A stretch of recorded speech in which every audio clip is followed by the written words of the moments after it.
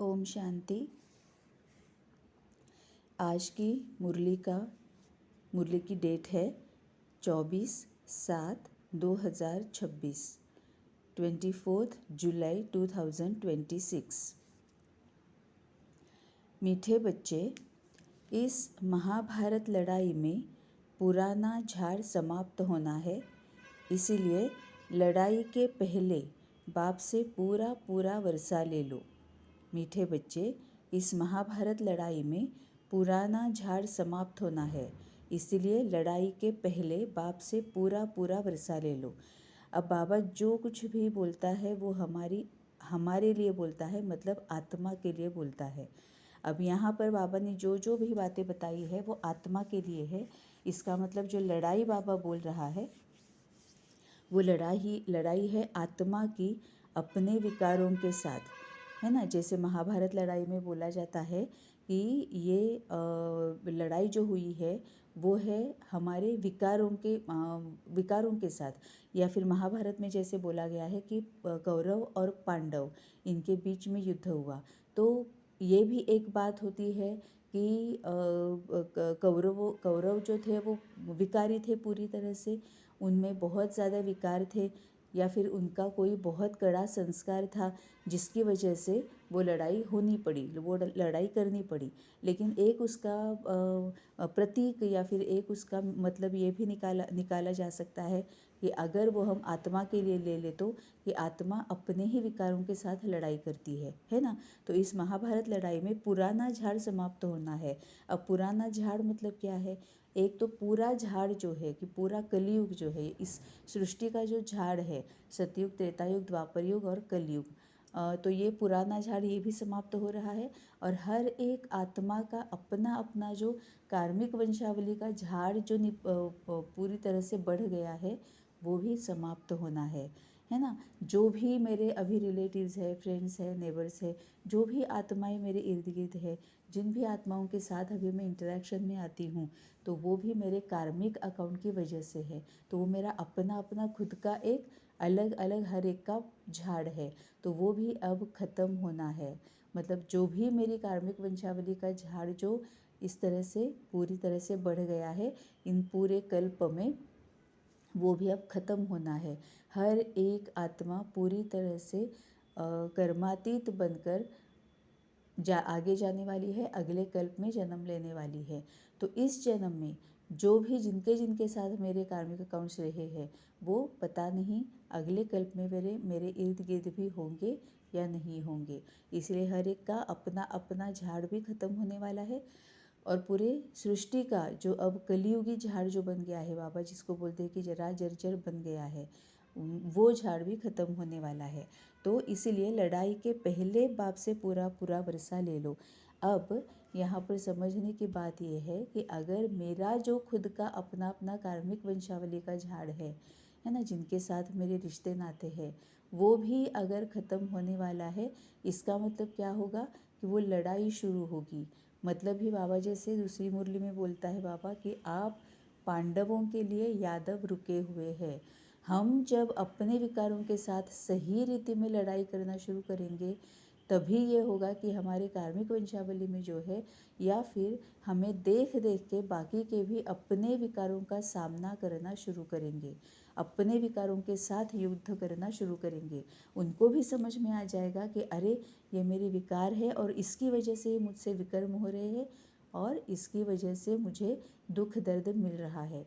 जब उनको हमें देख के मनसा वाचा कर्मणा, इसके साथ साथ चाल चलन, सूरत सीरत, स्वभाव संस्कार, हम जब विकारों का सामना करेंगे, लड़ाई करेंगे, ये जब वो देखेंगे तो वो खुद भी ये लड़ाई शुरू करेंगे। इसीलिए बाबा बोल रहा है कि ये पूरी तरह से लड़ाई शुरू होने से पहले बाप से पूरा वर्षा ले लो, क्योंकि उस वक्त हमें ज़रूरत पड़ेगी बहुत ज़्यादा शक्तियों की, और अपने लिए भी और दूसरों के लिए भी, जो हमारे आसपास है या पूरी सृष्टि में, पूरी दुनिया में जो आत्माएं हैं, वो एक बार अगर उनकी अपने विकारों के साथ लड़ाई शुरू हो गई तो हमें उनमें शक्तियाँ भरनी पड़ेगी।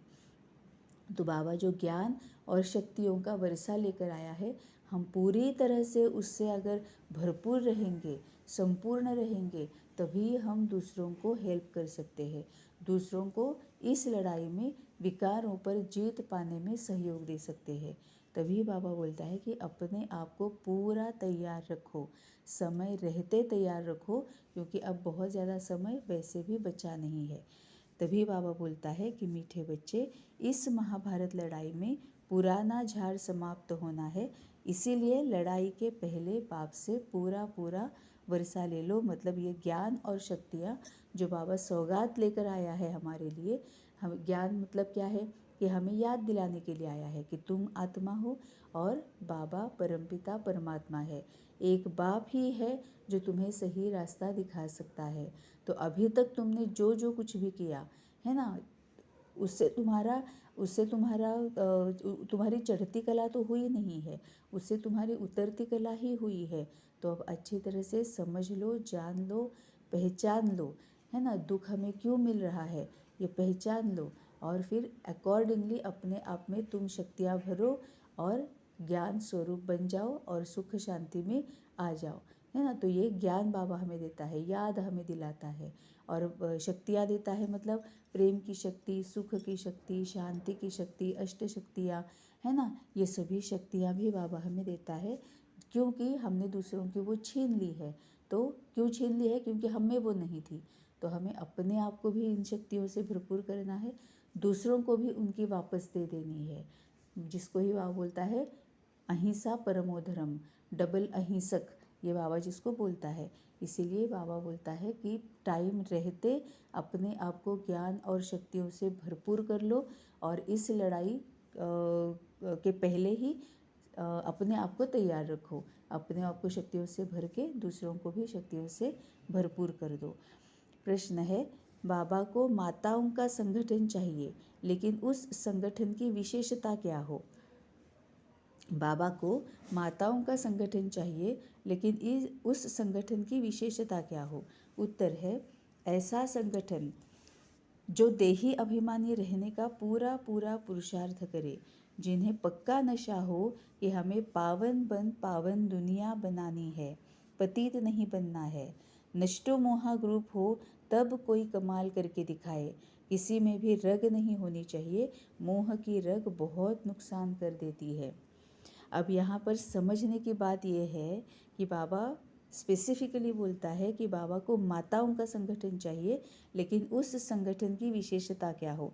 तो कई बार ये जब हम सोचते हैं कि बाबा ने माताओं को ही प्रेफरेंस क्यों दिया है ना, तो कई सारे आंसर्स हमें इसके मिलते हैं। बाबा कई सारे जवाब देता है, इसमें से मुख्य 2 जवाब लगते हैं। एक तो ये लगता है कि क्या होता है कि जब ये बाबा आया, है ना, जब बाबा इस पृथ्वी पर, इस धरती पर आया, जब ये मुरली और ये सब शुरू हुआ, उस वक्त ये था कि माताएं घर में रहती थी।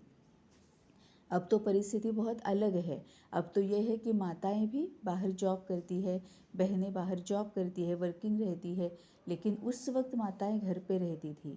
तो ये ऑटोमेटिकली हो जाता था कि एक तो उनके पास टाइम भी था जो कि वो दे सकते थे, मुरली पढ़नी है, समझ लेनी है, पढ़ाई करनी है, दूसरों को समझानी है, तो ये उनके पास टाइम होता था, क्योंकि वो घर पे ज़्यादा रहती थी, है ना। घर का काम होने के बाद काफ़ी टाइम उनको फ्री मिलता था, तो ये घर पे रहने की वजह से उनको ये टाइम मिलता था, तो वो पढ़ सकती थी। दूसरी बात ये है कि वो दूसरों को पढ़ाने का भी उनके पास टाइम था, क्योंकि अभी भी अगर हम देख लेते हैं, नॉर्मली अगर हम देखते हैं तो माताएं जो होती है ना, उनमें वो एक बहुत अच्छा स्किल होता है, उनमें वो बहुत अच्छा गुण होता है, नम्रता का, मधुरता का, दृढ़ता का, ये तीनों गुण उनमें होते हैं, है ना। इसीलिए बाबा ये बोलता है कि माताएं क्यों चाहिए, तो सभी का माताओं के ऊपर प्यार होता है। घर पे जो भी माताएं होती है, या ओवरऑल ऑल्सो, कि माताएं जो होती है, औरतें जो होती है, वो दूसरों को बहुत अच्छे से, प्यार से, मधुरता से, नम्रता से और दृढ़ता से समझा सकती है ना। यह हम देखते भी है कि बच्चे भी होते हैं, वो मामा मामा ही करते रहते हैं। वो क्यों करते रहते हैं? क्योंकि कुछ तो उनमें है ना, वो नम्रता है, वो मधुरता है, वो समझने की ताकत ज़्यादा है, उतना टाइम भी उनके पास ज़्यादा होता है ना, और वो दृढ़ता भी होती है, रहम दिल भी वो होते हैं, इसीलिए उनमें ये स्किल्स ज़्यादा है, विशेषताएं ज़्यादा है। इसीलिए शायद ये होता होगा कि बाबा ने उनको पहले पकड़ा कि वो दूसरों को समझाने में ज़्यादा अग्रसर है, उनको वो ज़्यादा अच्छी तरह से औरों को समझा सकती है। और तीसरी बात ये भी हो सकती है कि ज़्यादा से ज़्यादा विकारों में माताएं ही है, क्योंकि मोह जो होता है माताओं में वो बहुत ज़्यादा होता है। लोभ और लालच जो होता है वो नॉर्मली माताओं में ज़्यादा रहता है। और इसीलिए बाबा ने स्पेसिफिकली इस प्रश्न के उत्तर में यहाँ पर मोह इस शब्द का उपयोग भी किया है। तो बाबा जब बाबा बोलता है कि बाबा को माताओं का संगठन चाहिए, लेकिन उस संगठन की विशेषता क्या हो, तो माताओं का संगठन इसीलिए चाहिए क्योंकि वो उस वक्त ज़्यादा वर्किंग नहीं थे, उनके पास टाइम रहता था, ये पहली बात है। दूसरी बात यह है कि उनमें समझदारी या फिर समझाने की शक्ति, नम्रता, मधुरता, दृढ़ता इस वजह से ज़्यादा होती थी। बाबा ये भी बोलता है कि माताएं भोली होती है, सरलता से ज़्यादा काम लेती है ना। इसीलिए बाबा को माताओं का संगठन चाहिए था। लेकिन उसमें विशेषता क्या है, उसने बाबा ने बताया है कि नष्टो मोहा, है ना, क्योंकि माताएं ही ज़्यादा मोह में आती है। तो ऐसा संगठन हो जो देही अभिमानी रहने का पूरा पूरा पुरुषार्थ करे। मतलब सबसे पहले माताओं में भी फिर ये ज़्यादा रहता है कि उनकी ही सबसे अपेक्षाएं रहती है, उनमें ही ये ज़्यादा रहता है कि ईर्ष्या, द्वेष, मत्सर, जलन जो होती है वो उनमें ही ज़्यादा रहती है ना। और फिर मोह जो है, लोभ जो है, लालच जो है वो माताओं में ज़्यादा रहता है ना। तभी बाबा बोलता है कि जो ऐसा संगठन हो जो देही अभिमानी रहने का पूरा पूरा पुरुषार्थ करे। मतलब जैसे बाबा बोलता है ना कि जो स्थापना में जो निमित्त बने हैं वही विनाश में निमित्त बन जाएंगे। जो पूर्वज आत्माएं हैं वही वापस मैं उनको पहले लेता हूँ कि उनको देख देख के ही बाकी सभी विकार में आए हुए हैं, तो उनको ही उद्धार मूर्त बनना है ना। पूर्वज आत्माएं जो है उनको देखी देखी बाकी के सभी विकार में आए, तो अभी उनको ही उद्धार मूर्त बन के सबको उस विकारों से निकालना है ना। तो माताओं में नॉर्मली ज़्यादा विकार दिखते हैं, इसीलिए बाबा ने उनको पहले लिया, उनको उनके ऊपर पहले अपने आप पर उनको काम करने लगाया, और फिर जो भी उनको देख देख के विकार में आए हैं अब माताएं उन पर काम करेंगी और उनको विकारों से मुक्त करेंगी। और बाबा बोलता है नष्टो मोहा ग्रुप हो तब कोई कमाल करके दिखाए। मतलब मोह होता है जो देहधारी में होता है, देह में या देहधारी में होता है, और लोभ जो होता है वो वस्तुओं में होता है, चीज़ों में होता है। तो नष्टो मोहा ग्रुप बनाओ तब कोई कमाल करके दिखाए, क्योंकि माताएं ही होती है जो देहधारियों के मतलब रिश्ते नातों के मोह में बहुत ज़्यादा अटकी हुई होती है। मेरे माँ बाप, भाई बहन, पति, बच्चे, इनमें बहुत ज़्यादा वो उनका मोह होता है। सबसे ज़्यादा मोह होता है बच्चों में, उसके दूसरे नंबर पर होता है माता पिता में, उनके अपने पेरेंट्स में, फिर भाई बहनों में, पति में, सब में उनका मोह बहुत ज़्यादा रहता है। तभी बाबा बोलता है कि नष्टो मोहा ग्रुप हो तब कोई कमाल करके दिखाए। मतलब देह के संबंध के बंधनों से पहले माताओं ने अपने आप को छुड़ाना है, अपने आप को उससे परे ले जाना है, तब कमाल करके दिखाए। किसी में भी रग नहीं होनी चाहिए, मतलब किसी भी देहधारी में रग नहीं होनी चाहिए, मतलब मोह नहीं होना चाहिए। मोह की रग बहुत नुकसान कर देती है। रग को ही गर्मी बोला जाता है, रग को ही वार्मथ बोला जाता है ना। एक ऊब जो होती है, वार्मथ जो होती है उसको रग बोला जाता है। और जहाँ पर भी ये देहधारी है, मेरे माता पिता है, मेरे भाई बहन है, मेरा पति है, मेरे बच्चे हैं, तो नॉर्मली औरतों में ये मोह जो है वो ज़्यादा रहता है। तभी बाबा बोलता है कि अगर वो नष्ट मोहा बन जाएगी तो कमाल करके दिखाएंगी। किसी में भी रग नहीं होनी चाहिए, मोह की रग बहुत नुकसान कर देती है। मतलब पूरी तरह से मरजीवा और साक्षी दृष्टिया और उपराम इस तरह से होना चाहिए। तो बाबा बोलता है बहुत ज़्यादा वो कमाल करके दिखाएंगी। धारणा के पॉइंट्स। धारणा के लिए मुख्य सार, पहली पॉइंट है, इस पुराने शरीर में रहते पढ़ाई पढ़कर 21 जन्मों के लिए कमाई करनी है, इसीलिए इसकी संभाल करनी है। बाकी इसमें रग नहीं रखनी है। बाबा शरीर के बारे में बोल रहा है कि इस पुराने शरीर में रहते पढ़ाई पढ़कर 21 जन्मों के लिए कमाई करनी है। क्योंकि अगर ये शरीर नहीं है तो हम पढ़ाई नहीं कर पाएंगे। ये शरीर है तभी हम पढ़ाई कर पाते हैं, है ना। तो बाबा बोलता है कि इस पुराने शरीर में रहते पढ़ाई पढ़कर 21 जन्मों के लिए कमाई करनी है, इसीलिए इसकी संभाल करनी है, इस शरीर की संभाल करनी है। हम रोज़ अमृत वेले में शरीर की माफ़ी मांगते हैं, है ना, कि हम इतना तुझे सताते हैं। जब काम कराने की ज़रूरत है तब आलस के प्रभाव में आकर तुम्हें बिठाए रखते हैं। जब थोड़ा सा रेस्ट देने की तुम्हें ज़रूरत होती है तब एकदम जोश में आते हैं और बहुत ज़्यादा तुमसे काम लेते हैं, काम करवाते हैं। कई बार ऐसे होता है ना, छोटी छोटी बातें होती है लेकिन वो बहुत फ़र्क लाती है। छोटी छोटी बातें होती है लेकिन वो हम शरीर को बहुत ज़्यादा तकलीफ़ देते हैं।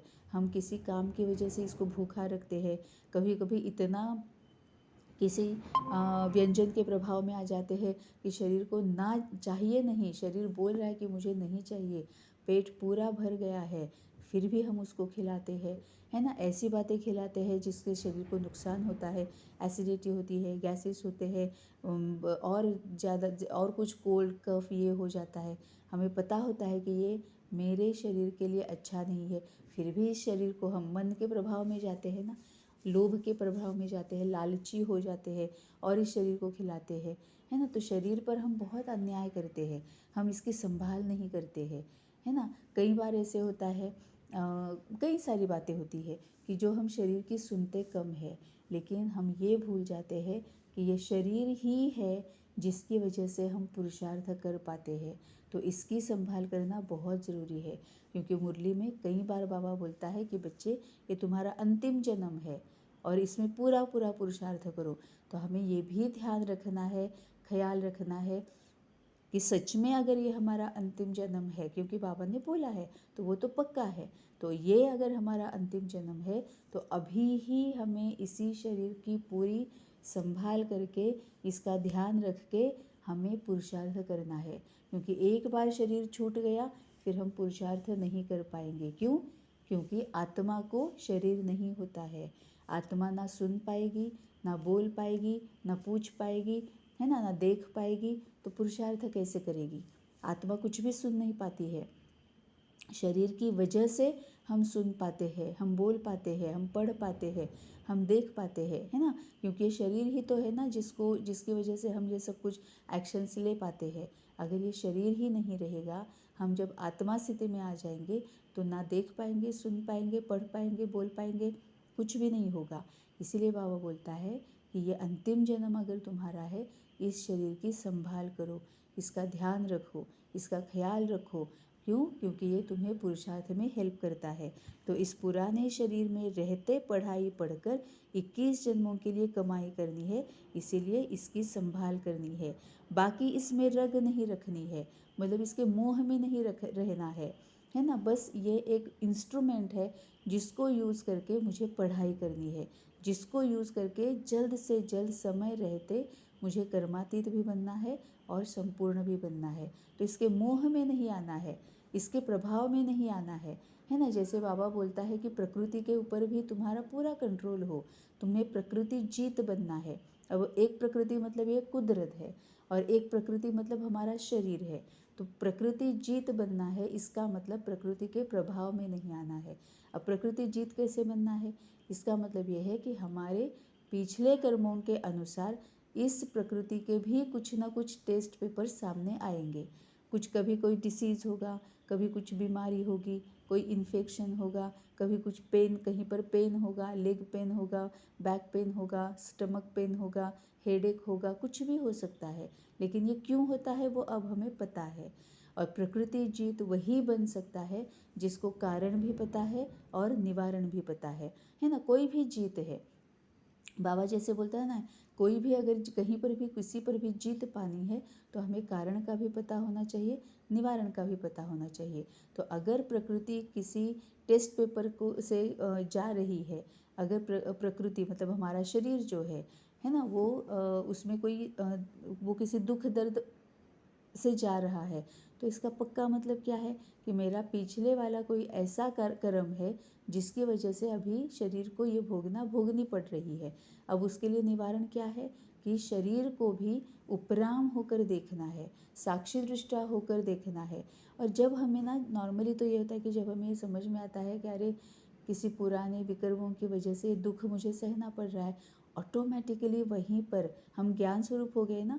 ये कारण समझ में आता है मतलब ही हम ज्ञान स्वरूप हो गए, ज्ञान का स्वरूप हम बन गए। जैसे ही हम ज्ञान स्वरूप बन जाते हैं ना, हम शांत स्वरूप बन जाते हैं। ऑटोमेटिकली हम साक्षी दृष्टा, उपराम, मर्जीवा, आत्मिक स्थिति में चले जाते हैं। और वो जो पेन है ना वो कम होता है ना। और फिर उसमें से क्या होता है कि हम प्रॉब्लम से, हमारा जो फोकस प्रॉब्लम पर होता है उसको शिफ्ट करके सॉल्यूशन पर हम ला पाते हैं। और फिर बाबा की जो विधियाँ बताई हुई है, निवारण बताए हुए हैं, उसके ऊपर फोकस कर पाते हैं, है ना। तभी बाबा बोलता है कि इसमें रग नहीं रखनी है, इसमें मोह नहीं रखना है, लेकिन फिर भी इसकी संभाल करनी है। जैसे बाबा हमेशा बैलेंस की बात करता है, योग और सेवा, सीखना और सिखाना, धारण करना और कराना, है ना। अभी एक मुरली में, अभी 2-4 दिन पहले की मुरली में बाबा ने बोला था देहभान और देही अभिमानी, है ना। अभी रोल में आए तो देहभान में, लेकिन जैसे ही रोल ख़त्म हो गया, हमारा कार्यक्रम ख़त्म हो गया, देही अभिमानी बन गए, है ना। वैसे ही यहाँ पर बाबा ने वही बोला है कि मोह नहीं रखना है, लेकिन फिर भी रग में भी नहीं रहना है। तो इस पुराने शरीर में रहते पढ़ाई पढ़कर 21 जन्मों के लिए कमाई करनी है, इसीलिए उसकी संभाल करनी है, बाकी इसमें रग नहीं रखनी है। तो आज हम ये आज का हमारा होमवर्क लेते हैं कि हम अपने आप को, अपने शरीर को साक्षी दृष्टा होकर देखेंगे, है ना। हम देख लेंगे कि पहले अगर मुझे कोई पेन होता था, शरीर में कोई तकलीफ़ होती थी, तो मैं क्या रिएक्ट करती थी या क्या करती थी। अब हमें रिस्पॉन्ड करना है, प्रतिसाद देना है, रिएक्ट नहीं होना है, प्रतिक्रिया नहीं देनी है ना। और पूरा ध्यान रखेंगे, हम देखेंगे कि मैं कहाँ कहाँ पर इस शरीर को तकलीफ़ देती हूँ, कहाँ कहाँ पर इसको बिना वजह खींचती हूँ। बिना वजह नहीं है, कोई वजह भी है, लेकिन कितना खींचती हूँ, है ना। जब इसको रेस्ट की ज़रूरत है तो क्या तब मैं उसको रेस्ट देती हूँ, है ना। ये सब कुछ हम जान लेंगे। कई बार ऐसे होता है कि बाहर हमें कहीं पर जाना होता है या फिर कोई काम होता है, तो पानी भी हम कम पीते हैं। क्यों? क्योंकि बाहर अगर हम जाएंगे और अगर हमें वहाँ पर अगर कुछ लू या ऐसा कुछ यूज़ करना है, वॉशरूम यूज़ करना है, वो बाहर नहीं है अवेलेबल, है ना, तो हम पानी कम पीते हैं, हम प्यासा रखते हैं शरीर को, कभी कभी भूखा रखते हैं, तड़पता रखते हैं, है ना। तो हम पूरी तरह से, आज हम पूरी तरह से चेक करेंगे कि किस किस तरह से मैं इस शरीर को तकलीफ़ देती हूँ और मुझे उसके ऊपर उपाय क्या करना है, उसका सल्यूशन क्या है, मुझे किस तरह से पूरा प्लान करना है, ऑर्गेनाइज करना है ना। ये पूरा आज का हम होमवर्क लेंगे। और आज के बाद, अभी के बाद से हम पूरा ख्याल रखेंगे कि इस शरीर की संभाल करेंगे, रग में भी नहीं जाएंगे, मोह में भी नहीं जाएंगे, लेकिन पूरी संभाल करेंगे। ये बहुत ज़रूरी है, क्योंकि ये कुदरत जो है उसने ये 5 तत्व हमें दिए हैं, हमें अपने कर्म में आने के लिए, है ना। तो कुदरत का ये भी है ना कि जिस तरह से मैंने तुम्हें पवित्र, प्योर, मेरा हिस्सा निकाल कर तुम्हें दिया है, वैसे मुझे वैसे ही प्योर और पवित्र मुझे वापस कर दो। मैंने तुम्हें संभालने के लिए दिया है, मैंने तुम्हें ये थोड़े टेम्पररीली यूज़ करने के लिए दिया है, तुमने तो इसको पूरा अपवित्र बना दिया, तुमने इसको पूरा पतित बना दिया, है ना। तो अब हमें इसके ऊपर काम करना है, प्रकृति जीत बनना है और शरीर की संभाल करनी है। तो आज का अपना होमवर्क लेते हैं। दूसरी पॉइंट है, ऐसा अभ्यास करना है जो अंतकाल में एक शिव बाबा की याद रहे, दूसरे किसी भी चिंतन में नहीं जाना है, अपना कल्याण करना है। इसको ही बाबा क्या बोलता है कि लास्ट में जो भी है वो बाबा की ही याद होनी चाहिए, है ना। अंतमते सो गति, हम अंतिम क्षण पर जो कुछ भी हम सोच रहे होंगे उस गति, वैसी गति हमें मिलेगी, है ना। अगले जन्म में उसी ही रोल में या उस कंडीशन में हम पहुंच जाएंगे, है ना। तो और साथ साथ बाबा ये भी बोलता है कि कब तुम्हारा अंतिम क्षण हो तुम्हें भी पता नहीं है। हो सकता है कि अभी 2 मिनट के बाद मेरा अंतिम क्षण हो सकता है 2 दिन के बाद हो सकता है 2 साल के बाद हो सकता है 20 साल के बाद हो। कुछ भी पता नहीं है, क्योंकि बाबा बोलता है ना कि पेपर कब आना है ये तुम्हें पता नहीं है, लेकिन क्या आएगा पेपर में ये मैं तुम्हें बता देता हूँ। और लौकिक में इसके ऑपोजिट होता है कि पेपर में क्या आना है वो हमें पता नहीं होता है, लेकिन पेपर कब है, कौन सी डेट है, कौन सा दिन है, फिक्स होता है। तो बाबा बोलता है कि अंतिम क्षण कब आएगा वो पता नहीं है। इसका ही मतलब यह है कि हमेशा तैयार रखो। अभी भी अगर मुझे जाने का टाइम आ जाता है तो क्या सिर्फ बाबा की याद में मैं जाऊंगी, या क्या क्या दिमाग में आएगा ये भी आज होमवर्क लेंगे। आज हम ये चेक करेंगे कि अगर सच में मेरा आज का दिन आखिरी दिन है ना, तो क्या क्या बाकी है करना, कौन कौन से संकल्प हमें आएंगे, इसका ये करना है, उसका ये करना है, इसका ये वापस नहीं दिया, उससे ये वापस नहीं लिया, इसको ये बोला ही नहीं, इसकी तो पालना ही नहीं हुई, कहाँ कहाँ पर हम अटके हुए हैं वो समझ में आ जाएगा, है ना। तभी बाबा बोलता है कि ऐसा अभ्यास करना है जो अंत काल में एक शिव बाबा की याद रहे। अब ये अभ्यास कैसे करेंगे? ये अभ्यास तभी हो पाएगा जब हम पूरी तरह से आत्मिक स्थिति में अपने आप को रखेंगे। जब हम आत्मिक स्थिति में रहते हैं, उपराम रहते हैं, मर्जीवा रहते हैं, मन मनाभव स्थिति में रहते हैं, कंबाइंड स्वरूप में रहते हैं, है ना। इसका ही मतलब क्या है? सभी के सभी स्वरूपों में स्थित रहते हैं। सबसे पहले तो ज्ञान स्वरूप कि मैं आत्मा हूँ, मुझे भी पता नहीं है कि मैं कब ये शरीर छोड़ूंगी, और इस ऐसे ही बाकी के सभी आत्माएं भी है।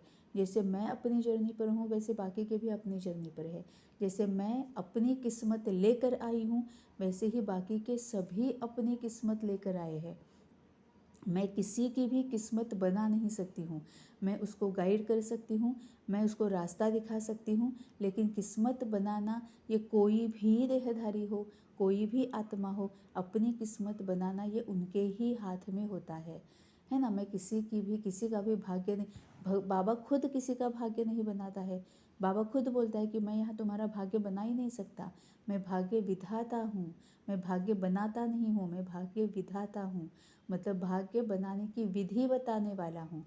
तो हम भी तो वही है, बाप स्वरूप बनना है तो हमें भी वही करना है ना। तो बाबा यही बोलता है कि तुम्हें अगर इसमें से निकलना है, मतलब कोई भी क्षण अंतिम क्षण हो सकता है, तो अंतिम क्षण में बाबा की ही याद रखनी है। यहाँ तक अगर तुम पहुँचना चाहते हो, अंतमते सोगति, इसके इस स्थिति में रहना चाहते हो, तो सबसे पहले तुम्हें आत्मिक स्थिति में रहना होगा कि मेरी वजह से किसी का कुछ नहीं अड़ेगा, कुछ नहीं अड़ेगा, है ना। तो आज का ये भी हम आज का होमवर्क लेंगे कि सच में अगर आज का दिन अंतिम है तो क्या क्या याद आएगा मुझे, क्या बाबा याद आएगा या कुछ और याद आएगा, है ना। तो क्या सच में मैं पूरी तरह से नष्टो मोहा बनी हूँ, लोभ से बाहर निकली हूँ, देह और देह से संबंधित बंधनों से मैंने अपने आप को कितना निकाला है।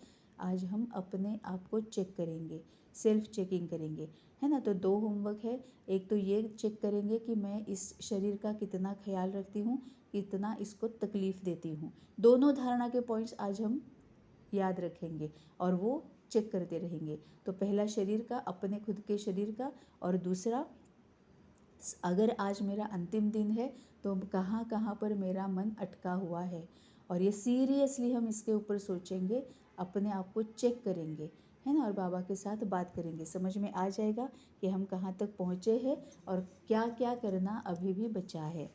वरदान है, मास्टर नॉलेजफुल बन, अनजानपने को समाप्त करने वाले ज्ञान स्वरूप योग युक्त भव। मास्टर नॉलेजफुल बन, अनजानपने को समाप्त करने वाले ज्ञान स्वरूप योग युक्त भव। ये धारणा जो बताई हुई है उसी के आधार पर बाबा ने वरदान बताया है। मास्टर नॉलेजफुल बनने वालों में किसी भी प्रकार का अनजानपन नहीं रहता। वह ऐसा कहकर अपने को छुड़ा नहीं सकते कि इस बात का हमें पता ही नहीं था। ज्ञान स्वरूप बच्चों में कोई भी बात का अज्ञान नहीं रह सकता, और जो योग युक्त है उन्हें अनुभव होता जैसे कि पहले से सब कुछ जानते हो। वो यह जानते हैं कि माया की छमछम रिमझिम कम नहीं है, माया भी बड़ी रौनकदार है, इसीलिए उससे बचकर रहना है। जो सभी रूपों से माया की नॉलेज को समझ गए उनके लिए हार खाना असंभव है। बहुत ब्यूटीफुल वरदान है जो धारणा में दिया जो है ना, उसको अगर धारण करना है, धारणा के जो पॉइंट्स है, एक तो शरीर से उपराम रहने की, शरीर में रग रखे बगैर शरीर का ख्याल रखना है ना, इसको अगर धारण करना है। और दूसरा, अगर ये धारण करना है कि आज अगर मेरा अंतिम दिन है तो मेरा मन कहाँ कहाँ पर अटका हुआ है, ये अगर धारण करना है तो बाबा के वरदान की बताई हुई विधि जो है वो बहुत हेल्प करेगी। मास्टर नॉलेजफुल बन, अनजान पने को समाप्त करने वाले ज्ञान स्वरूप योग युक्त भव। मास्टर नॉलेजफुल बनने वालों में किसी भी प्रकार का अनजानपन नहीं रहता। अनजानपन मतलब अज्ञान। जैसे बाबा बोलता है ना, तुम अगर ज्ञान स्वरूप हो तो कोई भी अज्ञान तुम में रहेगा नहीं। हम ये बोल ही नहीं सकते कि अरे मुझे ये पता ही नहीं है, क्योंकि बाबा ने सब कुछ क्लियरली और डिटेल में बताया हुआ है कि डूज एंड डोंट्स, क्या करना चाहिए, क्या बिल्कुल नहीं करना चाहिए, और जो नहीं करना चाहिए उस पर काम कैसे करना चाहिए, जो करना चाहिए उसके ऊपर काम कैसे करना चाहिए। ये बाबा ने सभी मुरलियों में डिटेल बताया है। मतलब क्या, डोंट्स में क्या आता है कि विकारों को ना बोलना है, और उसको विकारों को ना बोलना है वो कैसे करना है, वो बाबा ने विधि बताई है। डूज में क्या है कि सभी दैवी गुण, दैवी संस्कार, दैवी शक्तियाँ, इनको ही हाँ बोलनी है, इनको ही यूज़ करना है, और वो कैसे करना है वो भी विधि बाबा ने बताई हुई है। वही तो बाबा मुरली में रोज बताता है ना, तो उसको ही बाबा मास्टर नॉलेजफुल बोलता है, ज्ञान स्वरूप बोलता है। नॉलेजफुल मतलब ज्ञान स्वरूप। तो मास्टर नॉलेजफुल बनने वालों में किसी भी प्रकार का अनजानपन नहीं रहता। वह ऐसा कहकर अपने को छुड़ा नहीं सकते कि इस बात का हमें पता ही नहीं था, हम बोल ही नहीं सकते, क्योंकि बाबा ने पूरा क्लियर किया है। एक भी बात ऐसी नहीं है जो हम ना जानते नहीं है। Law of Karma, law of time, law of nature, कुदरत क्या है, सृष्टि क्या है, ये कल्प क्या है, अगला कल्प कब आएगा, संगम युग क्या है, आत्मा क्या है, परमात्मा क्या है, दुख दर्द क्यों आते हैं, भय क्यों लगता है, चिंता क्यों होती है, सुख में कैसे जाना है ना, और शांत कैसे रहना है, शांति धाम मतलब क्या है, बाबा कहाँ पर रहता है, कौन है ऐसा जो हमें सच्चा मार्ग दिखाता है, सब कुछ बाबा ने बोला है। एक भी बात नहीं है, आत्मा, परमात्मा, इंसान, प्राणी, पशु, पंछी, हर एक के बारे में, सृष्टि, कुदरत, टाइम, सब के बारे में अब हमें पता है। तभी बाबा बोलता है अब इसको यूज़ करना है। अब अगर तुम्हें ये पता है तो तुम ये बोल ही नहीं सकते कि अरे इसके बारे में मुझे पता ही नहीं था, ये तुम बोल ही नहीं सकते। तभी बाबा बोलता है कि अगर तुमने एक बार ज्ञान को समझा, एक बार तुम बाबा के पास आए, और फिर भी अगर तुमने कुछ अगर विकारीपन किया, विकर्म किया, तो उसकी 100 गुना ज़्यादा तुम्हें सज़ा भुगतनी पड़ेगी। अब ये 100 गुना में ज़्यादा सज़ा क्या आती है पता है? ये आती है कि हाय हाय, मुझे बाबा ने बोला था फिर भी मैंने ये किया। ये जो अपना गिल्ट होता है ना, वही हमारी सबसे बड़ी और ख़तरनाक सज़ा होती है। पश्चाताप जो होता है, रिग्रेट जो हम करते हैं, गिल्ट में जो हम जाते हैं कि मैं बाबा की हूँ फिर भी ये हो गया, ये ऐसे कैसे हो गया, ये सबसे बड़ी सज़ा होती है। तभी बाबा बोलता है कि अब तुम अनजानपन रख ही नहीं सकते हो, तुम ऐसा कह ही नहीं सकते हो कि मुझे पता ही नहीं था, है ना। तो ज्ञान स्वरूप बच्चों में कोई भी बात का अज्ञान नहीं रह सकता, और जो योग युक्त है उन्हें अनुभव होता है जैसे कि पहले से सब कुछ जानते हैं, है ना, क्योंकि आत्मा जो है वो एक्चुअली सब कुछ जानती ही है। लेकिन जैसे ही हम शरीर में आते हैं, आत्मा जैसे ही शरीरधारी बनती है, देहधारी बनती है, तो फिर वो रेस्ट्रिक्ट हो जाता है। जो कुछ भी हम जानते हैं, आत्मा जो कुछ भी जानती है उसमें रेस्ट्रिक्शंस आ जाते हैं, है ना। तभी तो बाबा बोलता है कि जब तुम योग युक्त रहते हैं, मतलब योग युक्त हम कब रहेंगे, जब आत्मिक स्थिति में रहेंगे, मतलब देह में होते हुए भी हम आत्मिक स्थिति में रहते हैं। कितनी कितनी ब्यूटीफुल बात है ना, ये कोई नहीं कर सकता है। जैसे कल की मुरली में ही बाबा ने बोला था, परसों की मुरली में, कि देहभान देही अभिमानी कोई भी नहीं कर सकता, सिर्फ हम ही है जिन्होंने बाबा को और बाबा के ज्ञान को अच्छी तरह से समझा है, हम ही ये कह सकते हैं। तो कितना ब्यूटीफुल ये एक्सपीरियंस होता है ना, कि कितना नशा चढ़ता है कि अरे हम कुछ भी कर सकते हैं, है ना। तभी बाबा बोलता है कि जो योग युक्त है उनको ये अनुभव होता है कि हम सब कुछ जानते हैं। क्यों? क्योंकि वो आत्मिक स्थिति में है, और आत्मा सब कुछ जानती है। क्यों? क्योंकि ज्ञान स्वरूप, ज्ञान और ये सब कुछ बाबा मुरली में बोलता है कि शांति तुम्हारा स्वधर्म है, ज्ञान तुम्हारा स्वधर्म है ना। ये सब कुछ शक्तियाँ तुम्हारा स्वधर्म है, लेकिन अभी तुम भूल चुके हो क्योंकि तुम देह में आए हो। तो जब हम आत्मिक स्थिति में रहते हैं, योग युक्त रहते हैं, तब हमें रियलाइज़ होता है कि अरे हम सब कुछ जानते हैं। तो वो यह जानते हैं कि माया की छमछम रिमझिम कम नहीं है, माया भी बड़ी रौनकदार है, इसीलिए उससे बचकर रहना है। जो सभी रूपों से माया की नॉलेज को समझ गए, उनके लिए हार खाना असंभव है। मतलब कौन सी माया है, माया मतलब क्या है, विकार मतलब क्या है, ये सब कुछ हम अच्छी तरह से जानते हैं। तभी तो अपने विकारों को, अपनी कमी कमज़ोरियों को, अपने अवगुणों को, दुर्गुणों को हम ढूंढ पाते हैं ना, और एक्सेप्ट भी करते हैं। बाकी के मनुष्य ढूंढ ही नहीं पाते हैं, क्योंकि वो अभी जैसे को तैसा, टिट फॉर टैट, इसी प्रिंसिपल से चल रहे हैं। लेकिन अब हम कैसे चल रहे हैं, जो बाबा ने बताया, लिव एंड लेट लिव, है ना। तो ये लिव एंड लेट लिव बाबा ने जो बताया है, खुद भी शांति से रहो, सुख समाधान से रहो, दूसरों को भी शांति से, सुख समाधान से रहने दो, है ना। यही तो बाबा हमें सिखाता है। तभी बाबा बोलता है कि फिर उनके लिए हार खाना असंभव है। स्लोगन है, जैसे और भी एक बात अभी बाबा याद दिला रहा है कि सेकंड पॉइंट जो धारणा का है ना, कि दूसरी किसी की भी याद नहीं आती है, उसमें एक सबसे इम्पोर्टेंट पॉइंट ये भी है कि अरे मेरी ये सेवा, अरे मेरी वो सेवा, ये सेवा तो रह गई, मुझे ये सेवा करनी थी। और ये सेवा क्यों करनी थी, क्योंकि मुझे अगले कल्प में और ज़्यादा मुझे उससे कोई फ़ायदा हो जाता, है ना। सेवा का पुण्य मुझे मिल जाता, मैं और आगे बढ़ जाती। क्या ये भी याद आता है जब दूसरी पॉइंट हम, दूसरा जो होमवर्क है ना, कि अगर ये मेरा आज का आखिरी दिन है, तो कहाँ कहाँ पर मेरा मन अटका है, तो क्या ये सेवा जो है, भले वो बाबा की ही सेवा क्यों ना हो, क्या उसमें भी मन अटका है। क्योंकि बाबा वही बोलता है कि बाबा की याद रहनी चाहिए, है ना, बाबा बाबा होना चाहिए। तो वो भी एक इम्पॉर्टेंट पॉइंट है उसमें। स्लोगन है, जो सदा प्रसन्न चित्त है वह कभी प्रश्न चित्त नहीं हो सकता। अब प्रश्न चित्त मतलब क्या है, क्या, क्यों, कैसे, कब, किस लिए, ये जो सभी प्रश्न हमारे सामने आते हैं ना, कि ऐसे क्यों हुआ, मेरे साथ ही क्यों हुआ, या फिर ये ऐसा क्यों है, कब तक रहेगा, किस लिए लोग ऐसे होते हैं, कई सारे क्यों होते हैं। तो बाबा बोलता है जो सदा प्रसन्न चित्त है। अब प्रसन्न चित्त कौन रहेगा, है ना। प्रसन्न चित्त है तो प्रश्न चित्त नहीं रहेगा। अब प्रश्न चित्त नहीं रहना है तो प्रसन्न चित्त रहना पड़ेगा। प्रसन्न चित्त कौन रहेगा, जो ज्ञान स्वरूप होगा, क्योंकि उसको सब कुछ पता है, जो कुछ भी हो रहा है उसका कारण भी पता है, निवारण भी पता है। तो जो ज्ञान स्वरूप होगा वही शांत स्वरूप होगा, वही शक्ति स्वरूप होगा, वही पवित्र स्वरूप होगा, वही सुख स्वरूप होगा, वही आनंद स्वरूप होगा।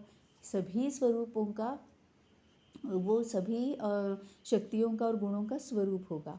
और ये कौन होगा, जो आत्मिक स्थिति में होगा, है ना, जो पूरी तरह से ऊपर बाबा ने बोला योग युक्त स्थिति में होगा, आत्मिक स्थिति में होगा। और आत्मिक स्थिति में कौन होगा, जिसको पता है उपराम कैसे रहना है, साक्षी दृष्टा कैसे रहना है, मर जीवा कैसे रहना है, कंबाइंड स्वरूप में कैसे रहना है, मन मनाभव कैसे रहना है, वो आत्मिक स्थिति में होगा, है ना। तो पहले जब हम ये उपराम, साक्षी दृष्टा, मरजीवा, कंबाइंड, योग युक्त, मन मनाभव, ये जब हम ड्रिल करते रहेंगे, प्रैक्टिस करते रहेंगे, ये हमारा नेचुरल नेचर बन जाएगा, तब हम आत्मिक स्थिति में जाएंगे तो हम 5 ही स्वरूपों के मतलब एक एग्जाम्पल बन जाएंगे, अनुभवी मूर्त बन जाएंगे, और तभी हम प्रसन्न चित्त रहेंगे।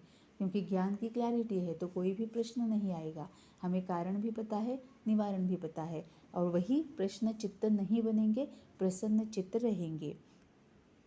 अव्यक्त इशारे, योग में सदा लाइट हाउस और माइट हाउस की स्थिति का अनुभव करो।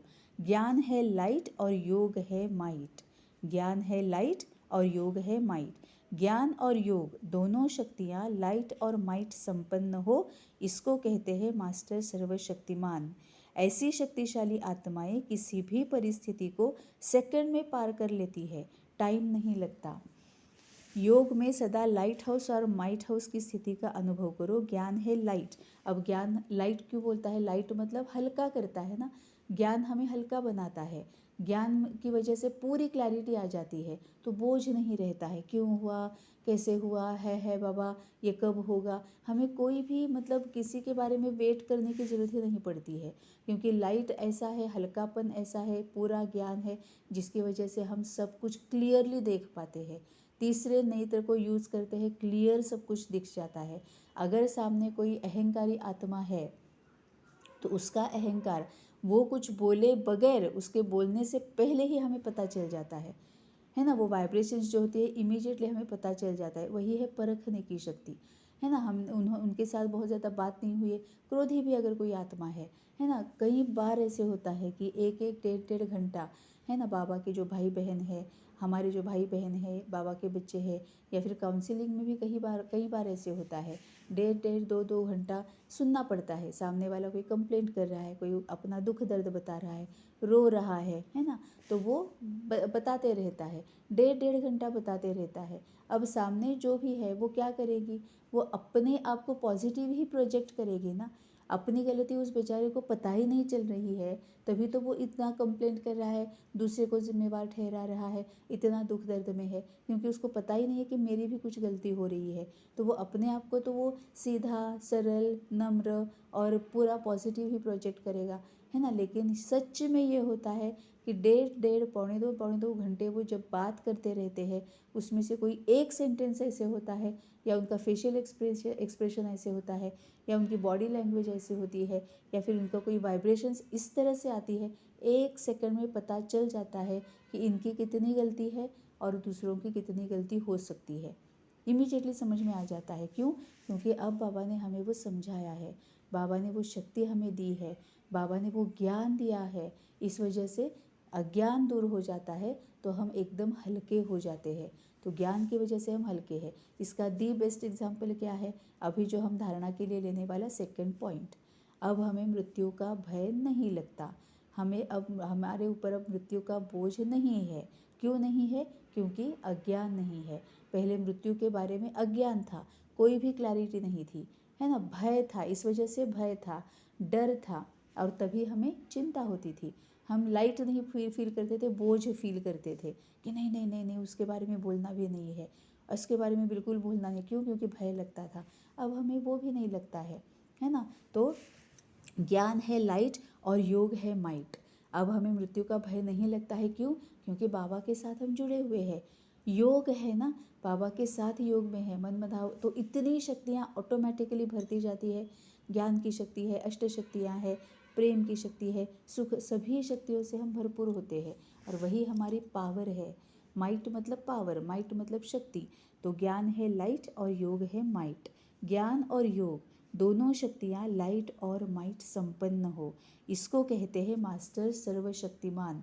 अब शक्तियाँ मतलब सिर्फ अष्ट शक्तियाँ नहीं, मास्टर सर्वशक्तिमान मतलब ज्ञान की शक्ति है, अष्ट शक्तियों को यूज़ कर रहे, शांति की शक्ति को यूज़ कर रहे, प्रेम की, सुख की, आनंद की, सभी शक्तियों से हम भरपूर है। जहाँ पर प्रेम यूज़ करना है वहाँ पर प्रेम यूज़ करना है। कोई अगर सामने नॉनवेज खाने वाला दिख जाए तो हमें कौन सी शक्ति को यूज़ करना है? प्रेम की शक्ति को। अगर कोई अशांत सामने आ जाए, कौन सी शक्ति यूज़ करनी है? शांति की शक्ति हो।